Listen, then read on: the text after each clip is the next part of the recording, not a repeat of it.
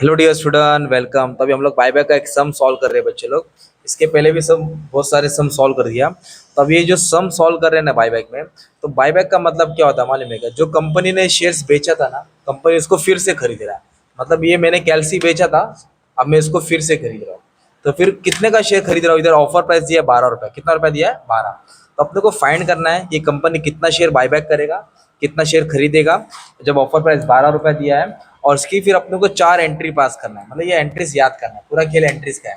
उसके पहले अपन condition of buyback. Okay, तो कंडीशन ऑफ बायबैक, तो अपने को 3 कंडीशन फाइंड करना है, ए बी सी। तो सबसे पहले फर्स्ट कंडीशन सॉल्व करेंगे, फिर बता दो बी क्या है। तो जो फर्स्ट कंडीशन है ना, अपने को लेना है 25% of own fund. Own fund का मतलब होता है खुद का पैसा। तो इधर हम लोग क्या लिखेंगे? सबसे पहले पेड अप कैपिटल। क्या लिखेंगे इधर? Paid up capital. और इधर थोड़ा 2 लाइन छोड़ के इधर लिखेंगे सोर्स। क्या लिखेंगे? सोर्स। तो पेड अप कैपिटल में क्या था मालूम है? इक्विटी शेयर और प्रेफरेंस शेयर। क्या आएगा? इक्विटी शेयर और प्रेफरेंस शेयर। तो इक्विटी शेयर 3,20,000 है और प्रेफरेंस शेयर कितना है? 80,000। ये पेड अप कैपिटल में लिखेंगे। तो इधर हम लोग लिख देंगे इक्विटी शेयर्स, इधर लिख देंगे preference shares. As it is जैसा दिया है फुल फॉर्म में लिख देंगे। 3,20,000 और 80,000। इधर लिख दिया 3,20,000, ओके, और 80,000। अभी इसको मैं अगर ऐड करता हूँ तो मेरा कितना हो जाएगा? 4,00,000। कितना हो जाएगा? ये 4,00,000 हो गया पेड अप कैपिटल। क्या हो गया? फिर सोर्स आएगा। सोर्स मतलब कंपनी का जमा किया पैसा। जैसे घर की तिजोरी होती है ना, वैसे कंपनी के पास भी तिजोरी होता है। प्रॉफिट एंड लॉस होता है, जनरल रिजर्व होता है, सिक्योरिटी प्रीमियम होता है। तो ये है तुम्हारा कंपनी का जमा पूंजी। तो एक ये होता है जनरल रिजर्व, एक होता है प्रॉफिट एंड लॉस, एक होता है सिक्योरिटी प्रीमियम। एग्जाम में फुल फॉर्म लिखना है, ठीक है? तो प्रॉफिट एंड लॉस में 1,20,000 है, प्रीमियम में 80,000 है। जनरल रिजर्व नहीं है, ओके, डैश मार दिया मैंने। 1,20,000 और 80। अब इसको जोड़ूंगा तो कितना आ जाएगा भाई? 2,00,000। ओके, अब इसको अपने को क्या करना है? टोटल लेना है। क्या लेना है इसका? तो इसको बोलेंगे total own fund. Own fund बोले तो खुद का पैसा। 4 और 2 कितना हो गया भाई? 6,00,000। ओके, अब सवाल क्या है अपने को मालूम है क्या? अपने को क्या फाइंड करना है? 25% ऑफ ओन फंड। बायबैक जब होता है तो ओन फंड का 25% लेते हैं। तो 25% ऑफ ओन फंड मतलब 6 का आधा 3, 3 का आधा कितना आएगा? 1,50,000। ये हो गया इसका 25%, है ना? इसके ऊपर 25% मारा, 1,50,000 आ गया। ये तुम्हारा हो गया 25% ऑफ ओन फंड। सिंपल। ये अभी अपने एक कंडीशन सॉल्व किया है। अभी अपने को क्या सॉल्व करने का? बी। तो बी में क्या लिखेंगे? Minimum own fund. तो इसका वो फॉर्मूला क्या है? इधर लिखेंगे टोटल ओन फंड। मतलब ये स्टेप्स आपको याद करना है। माइनस 50% मतलब आधा होता है। किसका आधा लेना है? लॉन्ग टर्म बोरोइंग, जो बड़ा कर्जा है ना उसका आधा लेना। ओके, तो टोटल ओन फंड बोलो तो ये हो गया तुम्हारा, है ना? टोटल बोलो तो इसको ऐड करके कितना है भाई? 6,00,000। इधर लिखेंगे 6,00,000, ओके, माइनस 50%। 50% बोले तो क्या करना है? आधा करना है। किसका आधा करना है? Long term borrowing. Long term borrowing मतलब दो ही आता है, डिबेंचर्स और बैंक लोन। इधर दिया है देखो, डिबेंचर्स मतलब कर्जा होता है, और एक बैंक लोन। तो बैंक लोन तो है ही नहीं। ओवरड्राफ्ट ये सब छोटा मोटा कर दे, इसको हाथ नहीं लगाने का। तो एक ही है डिबेंचर्स। कितना? 1,60,000। तो 1,60,000 का क्या करना है अपने को? आधा करना पड़ेगा। दोनों को ऐड करेंगे, वेरी गुड। तो इधर लिखेंगे 6,00,000। क्या लिखेंगे इधर? 6,00,000। तो 1,60,000 का आधा कितना होगा भाई? 80,000। अभी दोनों को क्या करेंगे अपन? माइनस करेंगे तो बी मिलेगा। क्या मिलेगा अपने को? बी। तो 6,00,000 में से 80,000 क्या करेंगे? माइनस। तो मान लो 5,20,000 है। कितना है? 5,20,000। और जो हम लोग बाईबैक ऑफ सम कर रहे हैं ना, उसमें ऑफर प्राइस दिया है। एक सम ऐसा भी आएगा जिसमें ऑफर प्राइस ढूंढना रहेगा। अभी बी हो गया। अभी सी कंडीशन क्या करना है मालूम है? सी में करना है 25% ऑफ पेड अप इक्विटी। क्या लेना है? 25% ऑफ पेड अप इक्विटी। जो इक्विटी है ना 3,20,000, उसका 25% लेना है। जो इक्विटी उसका कितना परसेंट? तो मतलब इक्विटी पे अटैक मारना है। तो इक्विटी लिखता हूँ। इक्विटी का अमाउंट कितना है? 3,20,000। इधर लिखेंगे 3,20,000 का 25%। 3,20,000 का 25%। तो 3,20,000 का था 1,60,000, 80,000 आएगा। 25% लिया तो 80,000 आया। तो ये 80,000 के बाजू में डालेंगे रुपीस। क्या डालेंगे? रुपीस। अब ये 80,000 को क्या करना है? डिवाइड करना है। ये 80,000 को क्या करना है? किससे डिवाइड करना है? फेस वैल्यू से। किससे? एक शेयर देखो 10 का है कि 100 का है? 10 रुपया। ये दिया रहेगा, टेंशन नहीं लें। तो 10 से डिवाइड करेंगे। 100 से रहेगा तो किससे डिवाइड करेंगे? 100 से। तो डिवाइड करके आया कितना? 8,000 शेयर। कितना आया?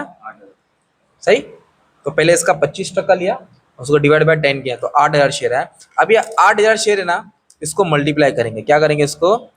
किससे मल्टीप्लाई करेंगे? ऑफर प्राइस से। किससे?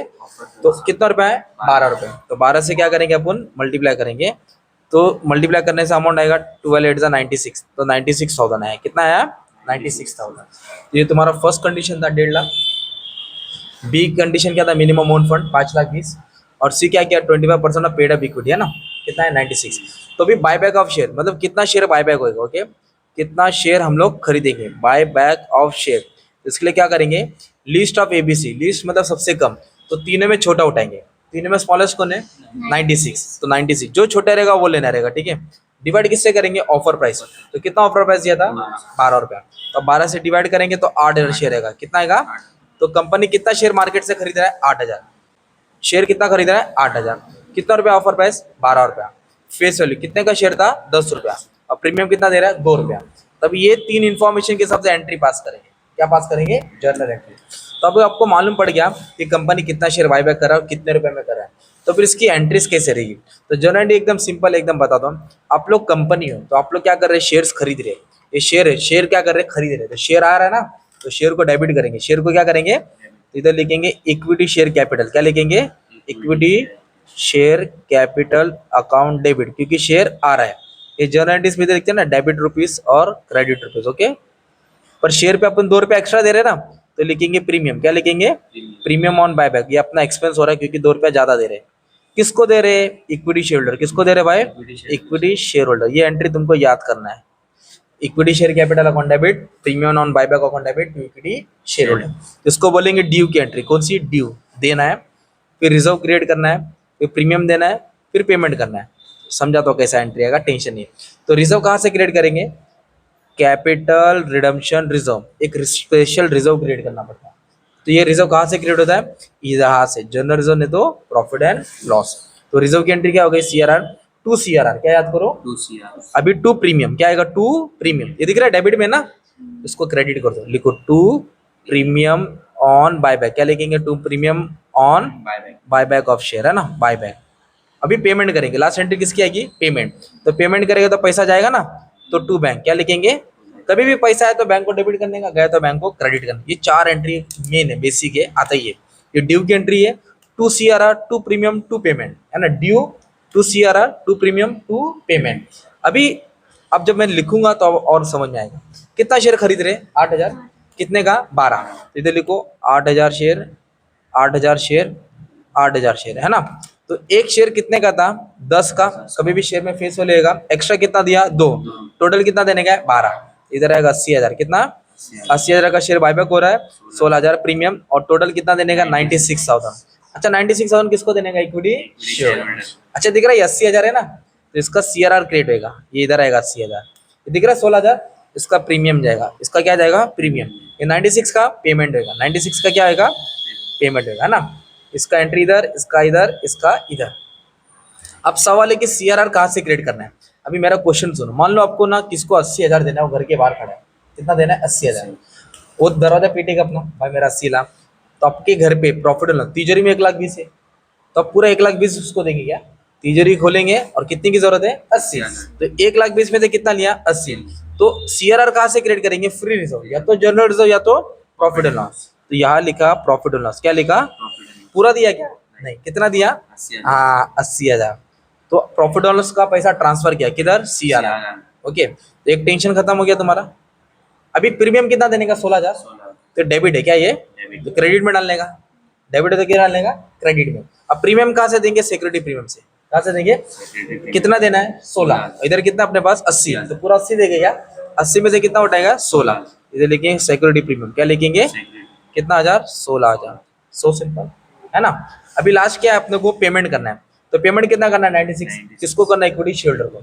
तो पेमेंट करेगा तो पैसा जा रहा है, तो किसको मिलेगा पैसा, इक्विटी, तो जिसको मिलेगा उसको डेबिट करेंगे ना, ये क्रेडिट है ना, इधर आके क्या हो जाएगा डेबिट, इधर आके क्या हो जाएगा debit, equity share holder account debit, equity share holder account debit, okay.